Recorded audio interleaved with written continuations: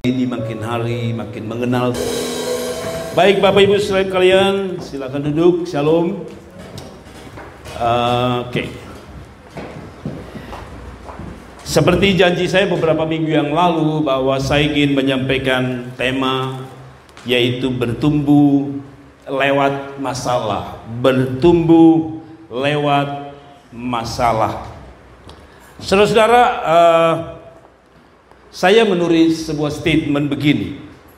Mereka yang tidak siap untuk bertumbuh adalah mereka yang sudah siap untuk mati. Saudara dengar baik-baik. Saya tulis sebuah statement untuk saudara pagi hari ini. Mereka yang tidak siap untuk bertumbuh adalah mereka yang sudah siap untuk mati. Saudara dengar baik-baik. Mereka yang tidak siap untuk bertumbuh, sekali lagi, adalah mereka yang sudah siap untuk apa?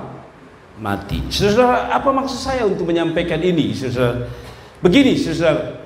Kalau saudara baca di internet hari-hari ini, ada orang depresi, ada seorang ibu depresi, lalu membunuh anaknya. Saya membaca tadi pagi ada seorang bapak yang ketika depresi, stres karena ekonomi, dia ambil anaknya, dia gantung anaknya. Setelah anaknya mati, dia sendiri mati. Di Jawa Tengah beberapa tahun yang lalu ada seorang ibu yang karena ditinggal suaminya pergi lama tidak pulang-pulang, lalu anaknya juga menghadapi masalah keuangan ekonomi, lalu dia ambil anak itu, dia kasih racun satu persatu, terakhir dia meracuni dirinya. Ada seorang ibu lagi juga hal yang sama, menghadapi kesusahan ekonomi, lalu dia potong nadi anaknya, lalu terakhir dia sendiri potong nadi dan selesai. Saudaraku yang diberkati Tuhan, tidak semua orang siap bertumbuh. Orang yang tidak bertumbuh adalah orang yang siap mati. Saudara lihat tumbuhan. Saya beberapa hari ini sedikit membantu istri saya untuk terlibat di dalam tanam menanam. Kami lagi tanam bunga.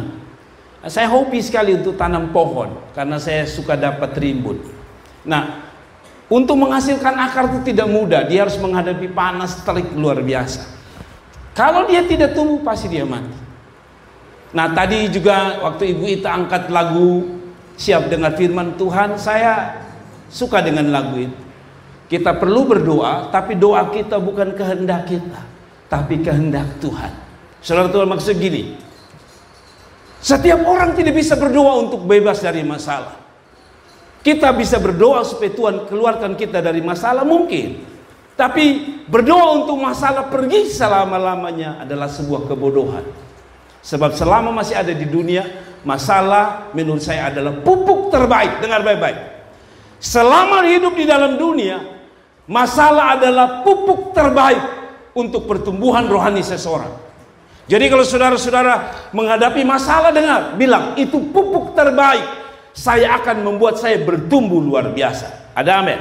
Mari kita bahas bertumbuh dalam masalah. Jadi kalau saudara ada dalam masalah, kita perlu berdoa supaya masalah itu selesai. Tapi sekali lagi kita tidak bisa menghilangkan masalah.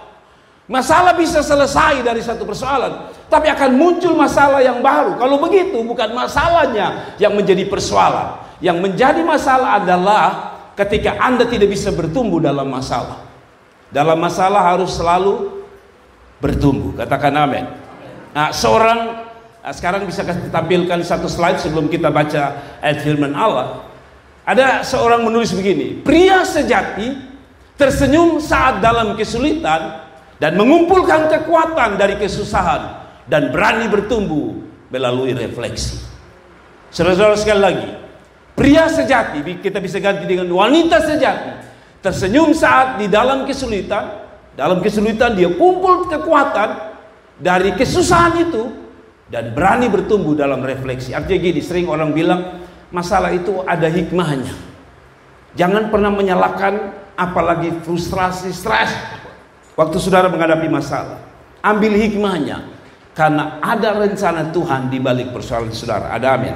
Nah, sekali lagi saya baca kembali, mereka, kasih tunjuk slide kedua, mereka yang tidak siap untuk bertumbuh adalah mereka yang sudah siap untuk mati. Coba kita baca sama-sama.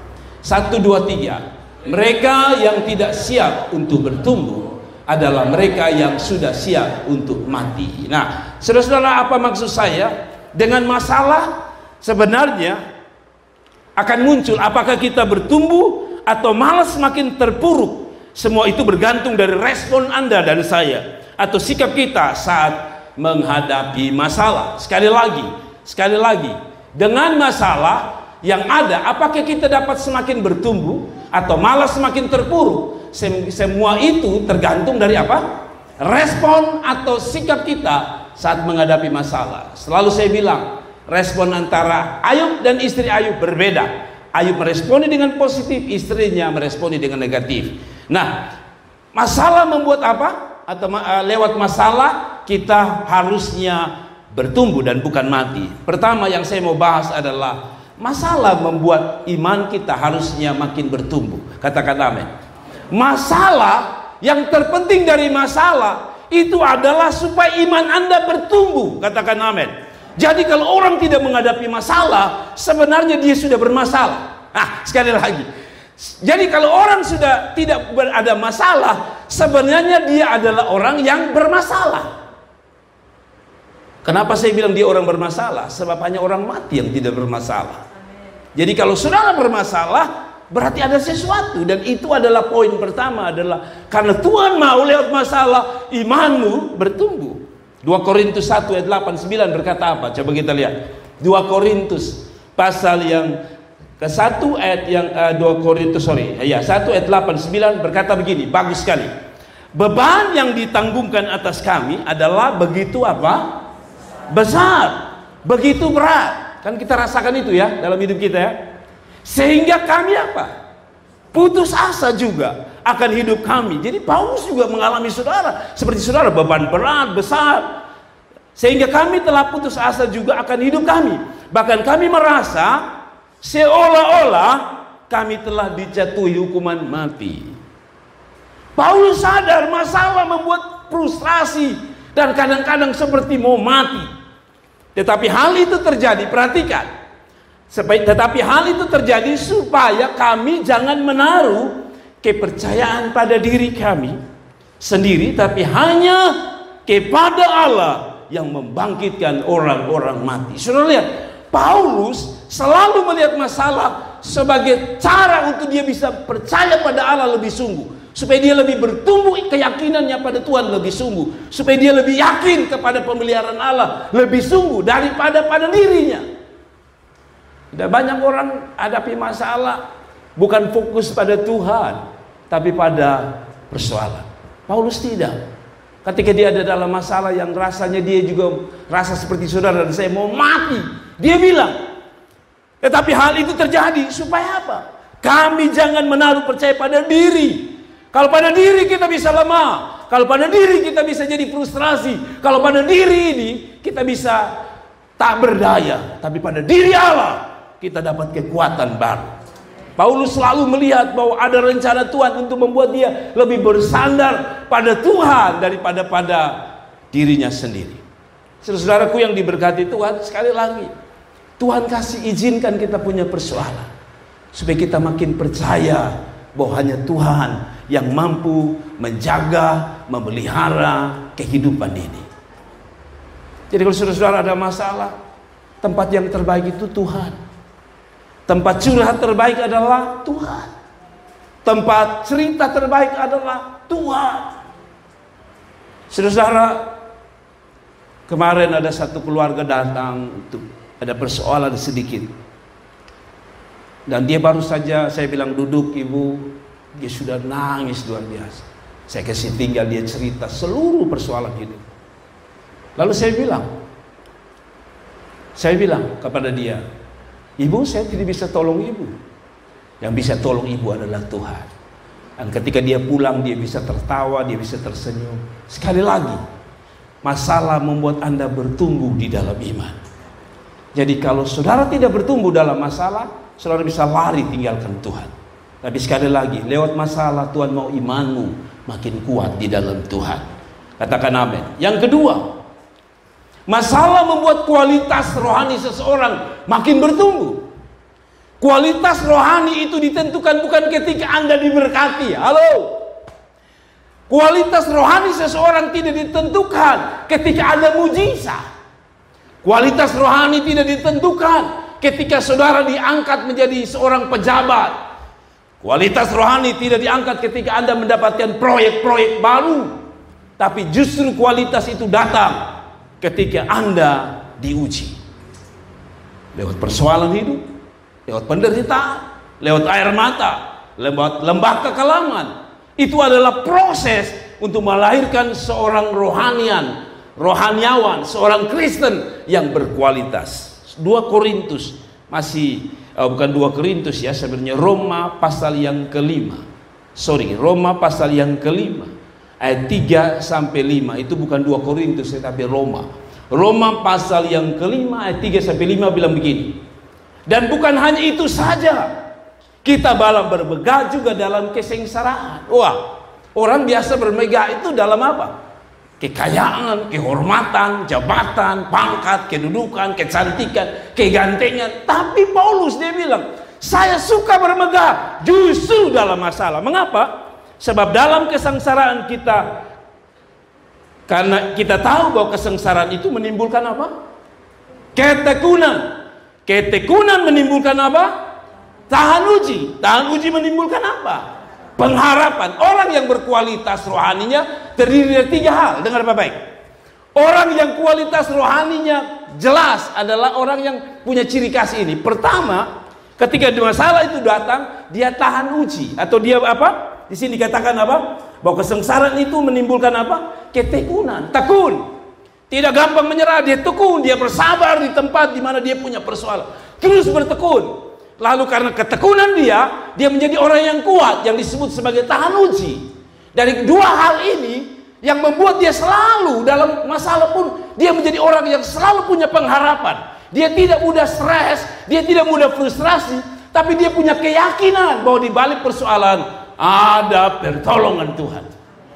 Orang yang kualitas rohani selalu tahan uji. Orang yang kualitas rohani baik, sekali lagi, dia selalu tekun. Dan ketekunan ini sekali lagi bukan dalam keadaan baik, justru dalam keadaan sengsara. Dia tekun, dia tahan uji. Maka apapun yang dia hadapi selalu dia berpikir positif, bahwa ada harapan dan akan ada harapan. Itu orang yang bertumbuh dalam iman. Jadi pertama bukan hanya bertumbuh dalam iman, tapi bertumbuh dalam apa? Kualitas rohani. Saudara kalau jadi Kristen, saudara hanya jadi Kristen biasa-biasa, kasihan. Orang yang Kristen biasa-biasa itu biasanya tidak suka menghadapi masalah, lari dari masalah. Saya harus bilang sama saudara, kadang-kadang yang lucu bagi saya adalah orang Kristen ini kadang-kadang persoalan besar menang, tapi persoalan kecil kadang-kadang kita kalah. Persoalan besar mungkin karena terlihat, jadi kita siap-siap. Tapi kadang-kadang persoalan kecil itu kita tidak siap. Contoh paling gampang, sebagai saudara di dalam Tuhan, kita bisa satu dengan satu saling tersinggung loh. Satu salah bersikap, langsung kita tersinggung. Nah, saya mau bilang sama saudara, kalau saudara hanya pada level yang begini, saudara bukan orang yang berkualitas. Mengerti ya? Saudara ditegur misalnya oleh pendeta, lalu saudara tersinggung. Saya mau bilang sama saudara, saudara masih level bawah. Saudara tidak akan dapat sesuatu di dalam hidup saudara. Sebab setiap orang punya masalah. Ada amin. Nah, kalau saudara sekali lagi, kalau yang kecil saja saudara tidak bisa lewati, tidak tahan uji, apalagi yang besar gitu. Ya, karena itu saudara-saudara, saya mau bilang sama saudara, belajar untuk tahan uji, tekun. Ada amin. Ada amin. Selalu tekun, selalu tahan uji. Karena orang yang tahan uji, tadi saya bilang, hidupnya selalu punya harapan. Orang yang tahan uji selalu punya harapan. Emas yang murni tidak pernah lahir tanpa proses api yang begitu panas. Emas yang murni makin murni itu apabila panas apinya makin besar. Jadi saudara, ujian bagi kita hanya melahirkan sebuah kualitas. Ada amin. Saudara ikut Tuhan harus berkualitas. Tapi kalau saudara-saudara sedikit bawaan maaf, tersinggung, aduh kasihan, saudara tidak akan bertumbuh. Sebab gangguan apapun bisa terjadi atas hidup saudara. Saya kasih pesan saudara yang muda-muda khususnya. Jangan orang tua baru omong sedikit saudara tersinggung, tidak mau omong di orang tua, aduh kasihan. Saudara belum menghadapi masalahnya orang tua. Dia mau hadapi saudara yang tersinggung, kok dia pikir saudara pu sekolah, kah dia pikir saudara pu makan, kah. Tapi kadang-kadang kita dari orang tua tersinggung luar biasa.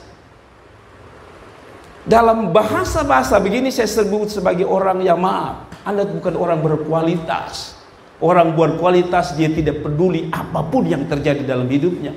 Dia selalu berpikir tentang kemajuan rohani. Amin. Dia selalu memikirkan tentang kerohaniannya daripada hanya sekedar kesenangan batinnya. Sebab dalam mengikuti Tuhan tidak mudah, saudara. Nah, oke. Tujuan dari masalah sebenarnya adalah yang kita hadapi adalah meningkatkan kualitas rohani atau kehidupan rohani kita. Saya tulis di sini bahwa mereka yang berkualitas rohaninya bertumbuh bukan karena berkat, tapi karena masalah. Dan mereka itu memiliki ciri tadi. Persoalan membuat mereka tekun, persoalan membuat mereka tahan uji, dan persoalan membuat mereka memiliki harapan hidup yang kuat. Selalu orang yang kualitas rohani selalu memiliki harapan hidup yang kuat.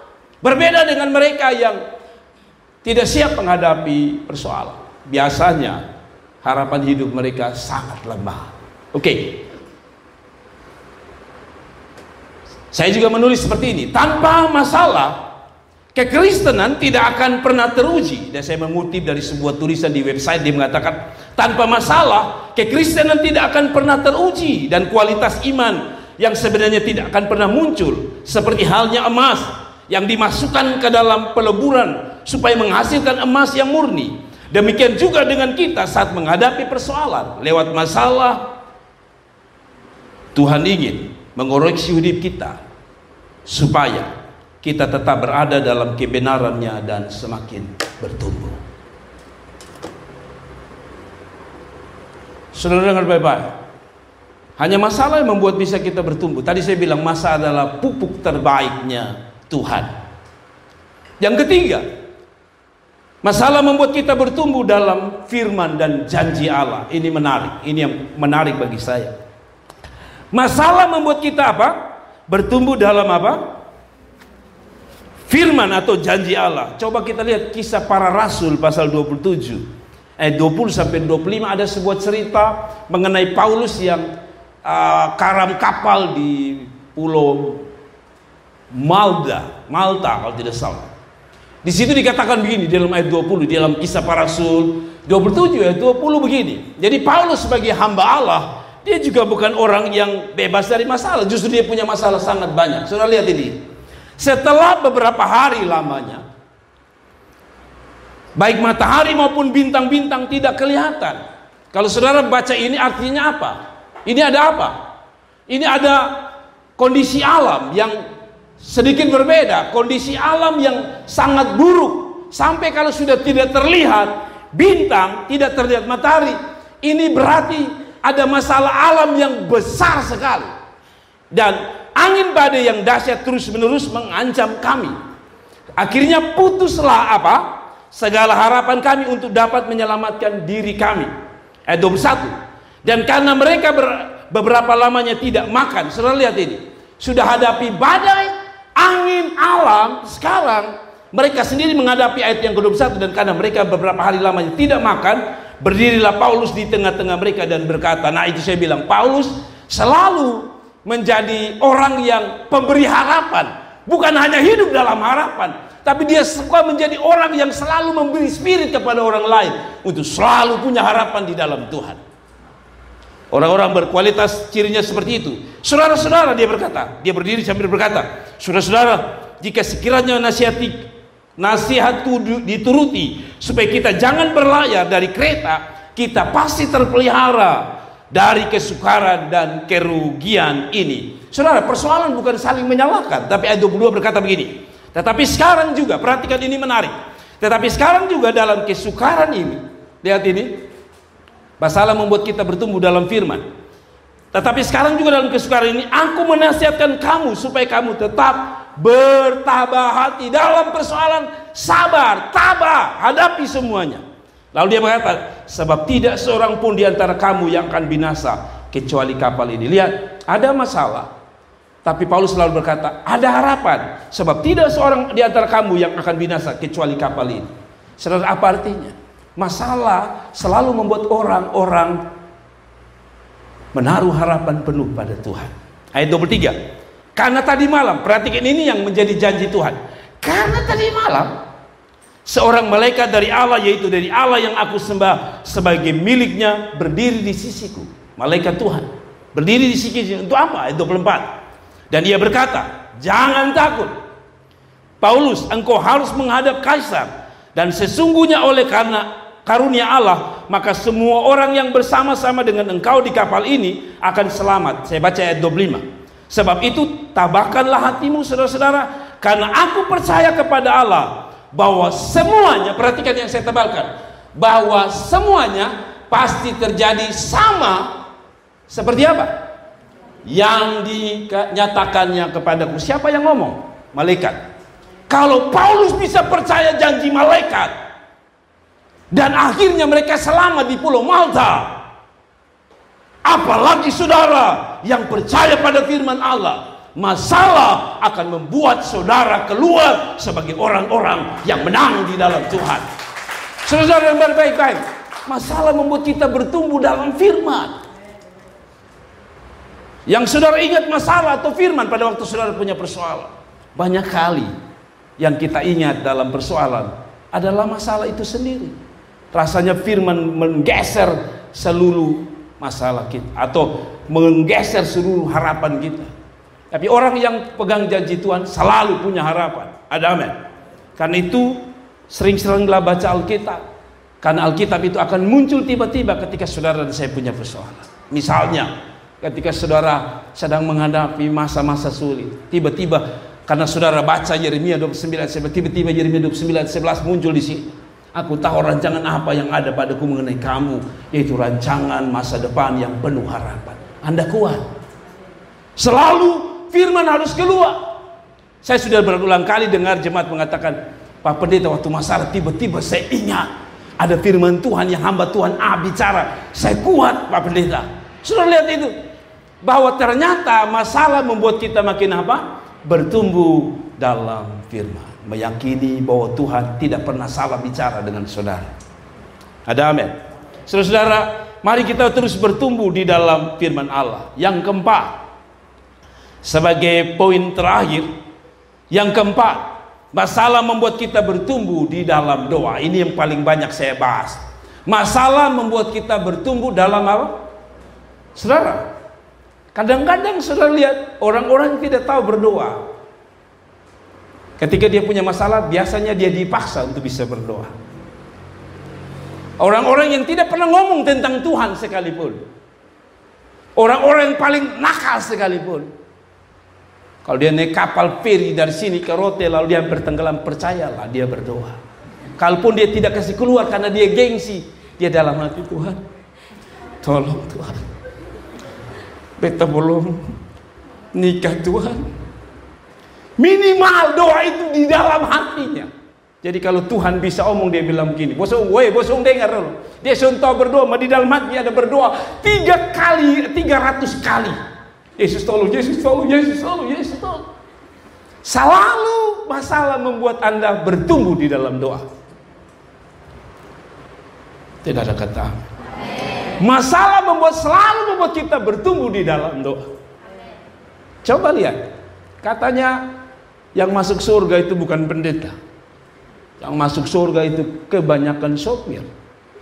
Karena katanya pendeta khotbah jemaat 80% tidur. Tapi kalau sopir yang ugal-ugalan atambua, selalu kita terbangun.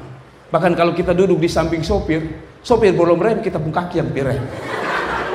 Ya, saya sering ulang-ulang, kadang-kadang kalau saya naik dengan orang, kaki saya seperti yang mau injak rem. Padahal yang injak rem dia di sebelah.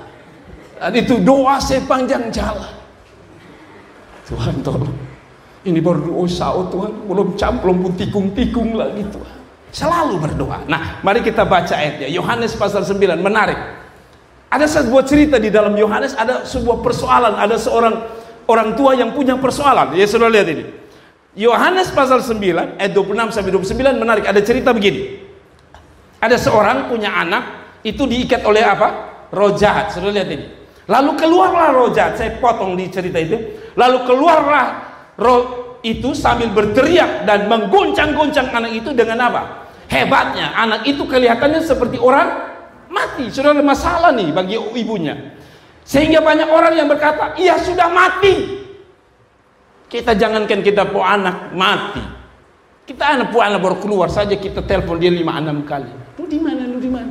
Bye-bye kok. Ini sudah mati. Persoalan besar ini. Ayat 27. Tetapi Yesus memegang tangan anak itu dan membangunkannya. Lalu ia bangkit sendiri. Ketika Yesus sudah di rumah dan murid-muridnya sendirian dengan dia, bertanyalah mereka, mengapa kami tidak bisa mengusir setan? Kasarnya begini, mengapa itu masalah terjadi kami tidak bisa selesaikan?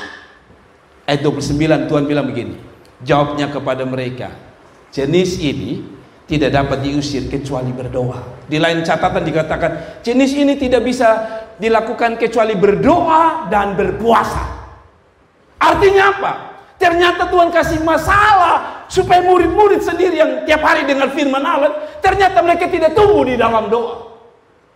Sampai-sampai mereka tidak bisa usir roh jahat itu. Apa artinya? Lihat, lewat masalah membuat kita makin bertumbuh di dalam doa. Tuhan paksa kita harus berdoa. Saudara lihat, saudara-saudara yang punya masalah biasanya doanya itu lebih sungguh-sungguh daripada ketika Anda tidak punya masalah. Ada amin?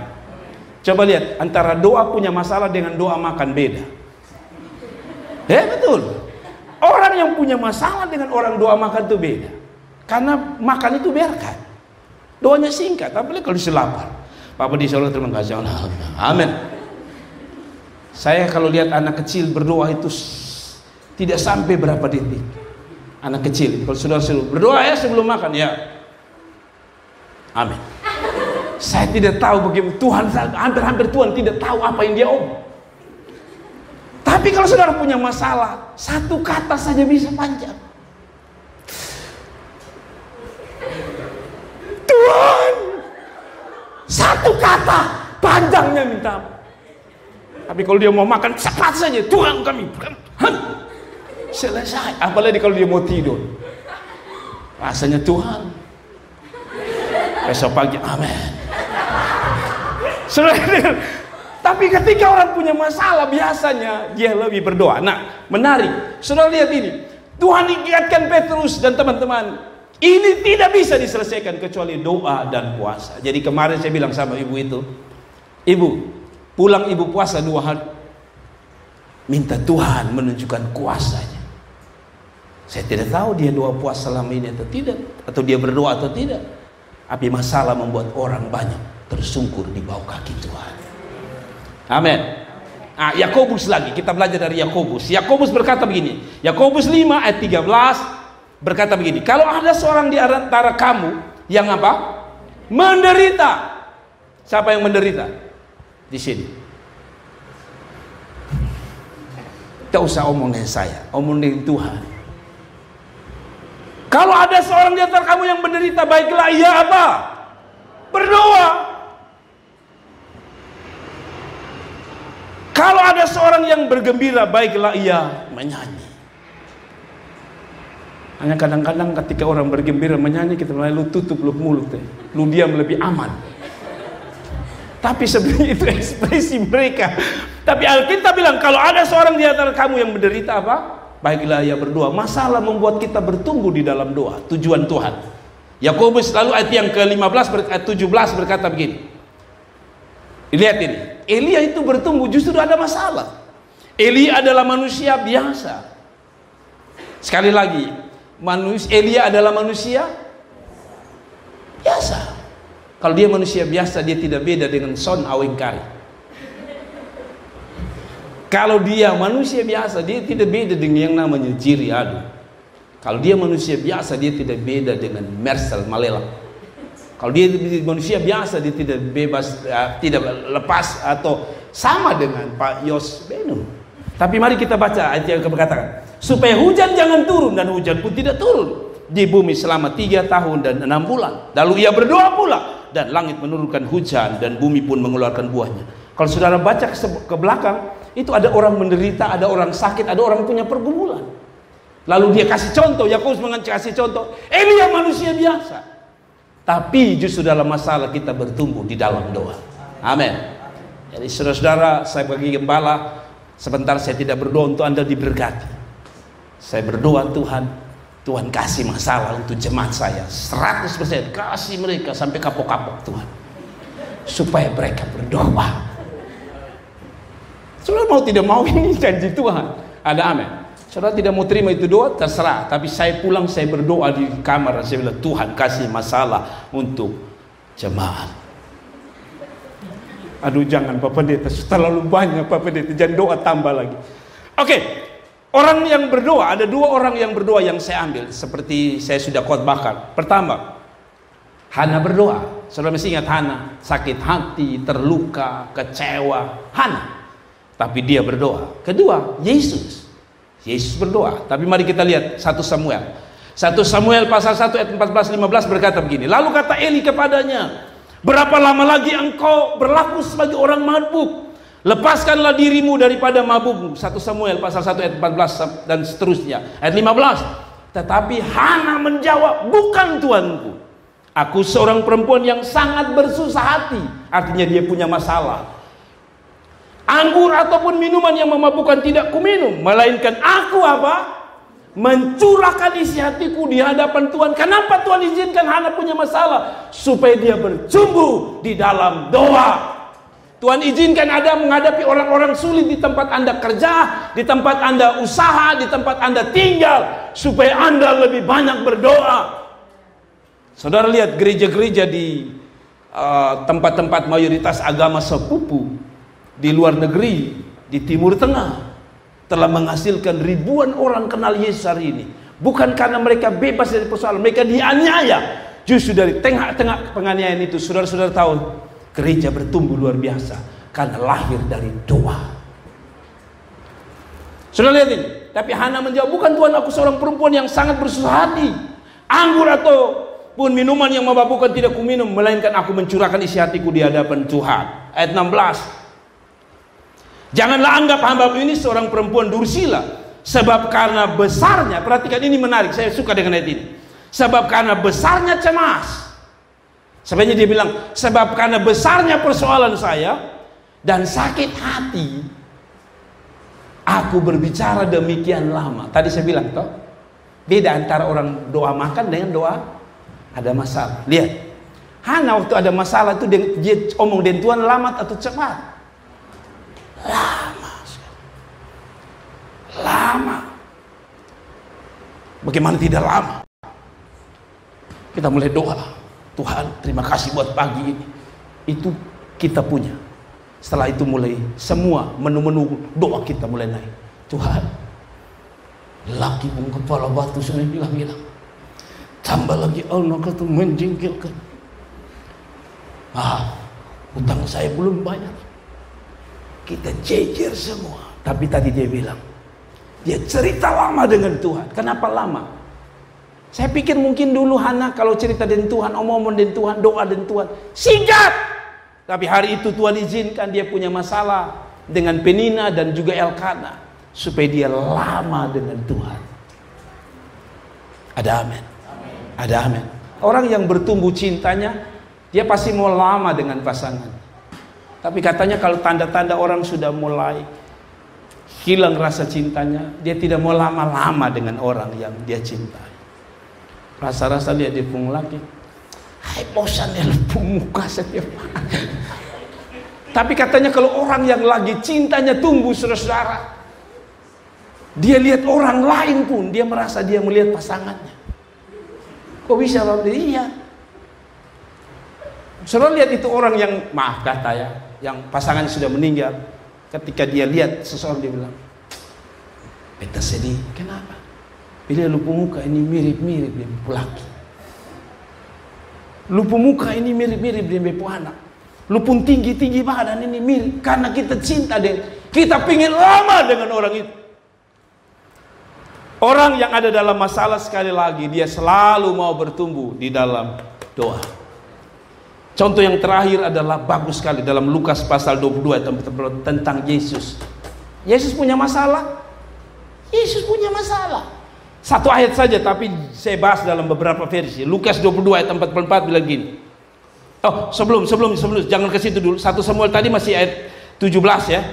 Jawab Eli, perhatikan. Jawab Eli, pergilah dengan selamat, dan Allah Israel akan memberikan kepadamu apa yang engkau minta daripada. Orang yang bertumbuh dalam masalah dan bertumbuh di dalam doa, selalu tadi saya bilang ada harapan. Eli berkata, pulang dan lihat apa yang kau minta, engkau akan dapat darinya. Ada amin. Nah, contoh yang terakhir, Yesus pun berdoa saat dia punya masalah. Jadi kalau Anda dan saya, kalau sekali lagi Yesus saja berdoa ada masalah, apalagi Anda yang bernama hanya Yesus Fanggidaya. Yesus berdoa, apalagi hanya Yosua Hani. Kita harus berdoa sebab Yesus berdoa. Mari saudara, menarik gini. Ayat yang keempat, Lukas 22 ayat 44 dalam terjemahan baru dia bilang begini. Ia sangat ketakutan. Itu Alkitab yang bilang. Ia sangat ketakutan dan makin apa? Bersungguh-sungguh. Jadi Yesus, anak Allah, manusia 100%, pernah mengalami masa sulit ketika dia mau disalib. Dia berdoa di Getsemani. Alkitab bilang, ia sangat ketakutan. Namun waktu dia takut, dia makin bersungguh-sungguh dalam berdoa. Jadi saudara-saudara, kalau Tuhan izinkan saudara punya masalah, supaya Anda lebih kuat berdoa. Yesus berdoa pada waktu dia dalam ketakutan. AYT, dalam terjemahan AYT 2018, dia menerjemahkan begini. Dan dalam penderitaannya, dia berdoa lebih sungguh. Jadi kalau saudara makin menderita, karena Tuhan punya tujuan, yaitu Anda harus kuat di dalam doa. Orang yang kuat di dalam doa, dia kuat menghadapi penderitaan. Sekali lagi, orang yang kuat dengan doa, dia kasih kuat menghadapi penderitaan. Terjemahan lama mengatakan, maka di dalam ketakutan yang amat sangat, makin bersungguh-sungguh hati ia berdoa. Sudah lihat deh. Dia terjemahan lain, maka dalam ketakutan yang amat sangat, apa yang Anda takuti sebagai persoalan saudara? Dia bilang, justru itu membuat Yesus makin berdoa. Bahasa Indonesia sehari-hari menerjemahkan, Yesus sangat menderita. Kalau tadi bilang hanya menderita, ini sangat menderita secara batin. Bahasa Indonesia sehari-hari menerjemahkan, dia menderita secara batin. Saudara tahu paling menyakitkan itu menderita batin. Fisik ini Anda bisa obati dengan cepat, betul? Gigi sakit ambil obat kakak tua, tak sembuh. Tapi batin tidak ada obatnya kecuali Tuhan Allah. Ya, makanya dia bilang, Yesus sangat menderita sangat secara batin sehingga ia makin apa? Sungguh-sungguh berdoa. Milk, ini bukan milk, ini milk. Terjemahan milk mengatakan, dan ketika berada dalam penderitaan yang mendalam. Saya tidak tahu penderitaan model apa, tapi nanti saya jelaskan. Dia semakin bersungguh-sungguh berdoa, dan ayat selanjutnya berkata, dan peluhnya menjadi seperti titik-titik darah yang jatuh ke tanah. Saya mulai memahami kenapa disebut dia punya tekanan batin gitu. Karena menurut Dr. Frederick Sugibe, dia adalah seorang mantan Chief Medical Examiner di Rockland County, New York. Dia mengatakan begini, kondisi Yesus ini, kondisi Yesus sampai Yesus berdoa sungguh-sungguh ini adalah kondisi yang bisa dijumpai contohnya di zaman sekarang. Istilah ini, istilah tadi yang ketika dia tekanan batin dan dia berdoa sungguh-sungguh, lalu Alkitab melanjutkan dia punya keringat keluar seperti darah, itu terjadi karena yang disebut dengan hematohidrosis. Bilang, hematohidrosis. Coba cepat. Apa? This is hematohidrosis adalah, ini dapat dikabarkan di sekitar kelenjar keringat. Itu ada banyak pembuluh darah yang membentuk jaringan seperti jala. Saudara bingung? Saya juga bingung. Pokoknya membayangkan saja seperti jala. dengan tekanan tinggi akibat stres, pembuluh darah ini menciut. Kemudian setelah kecemasan berlalu, pembuluh darah akan mengembang sampai pecah. Darah akan mengalir dalam kelenjar keringat. Pada saat kelenjar keringat menghasilkan banyak keringat, darah itu akan didorong ke permukaan yang keluar sebagai titik-titik darah bercampur dengan keringat. Jadi menurut seorang dokter orang Kupang, Dokter Kwamesa, ada ya Dokter Kwamesa. Dokter Kwamesa pernah saya ikut seminarnya, mengatakan sebenarnya orang yang pada titik ini adalah orang titik depresi paling tinggi. Jadi saudara, kalaupun saudara depresi, ya paling-paling omong-omong sendiri kan. Itu tingkat saudara, hanya diomong sendiri. Saya kapan hari di rumah, saya ada siram-siram bunga, ada seorang ibu pegang belanja lengkap. Saya itu tidak lihat ada HP di tangannya, tidak ada apa namanya mic HP di sini, tapi dia pegang belanja sambil berkata, "9 datang di lu terlalu betul." Saya pikir itu dia omong, tapi dia sendiri itu kosong semua. Dan saya pikir kalau dia hanya omong itu, maka hanya beberapa langkah, itu langkah cukup banyak, sekitar 20 langkah dia masih ngomel. Mama kadang-kadang kita juga gitu ya. Saya kadang-kadang tiba-tiba, kemarin kalau tidak salah saya lagi ngomel dalam hati, istri saya ada di samping, saya ngomel, tiba-tiba keluar, saya langsung diam. Karena tidak tahu saya mau ngomel siapa juga, saya pikir inilah gejala depresi. Saudara baik-baik, kalau saudara sudah mulai omong-omong, gejala omong sendiri maksudnya. Tapi Yesus bukan hanya sekadar omong-omong, dia sudah pada tingkat titik keringatnya jadi darah. Berarti dia punya masalah lebih besar dari saudara. Tapi Alkitab bilang dia memilih untuk apa? Berdoa. Dia memilih untuk apa? Berdoa.